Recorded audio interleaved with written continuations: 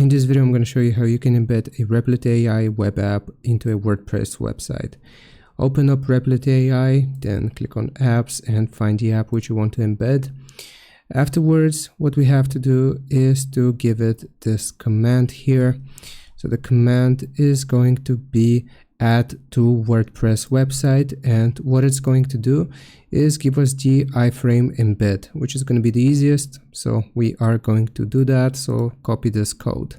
Afterwards, you will need to go to WordPress admin and create a post or find a place where you want to add your web app. Now from here, what we have to do is click on the plus sign to add a block, and we will just choose custom HTML. So paste the HTML right here, and what we need to do is to replace this link here with our own domain. So copy your domain from the publishing page, go back. Now we need to paste this, and here if we click on preview, as you can see, our app is fully functional and working.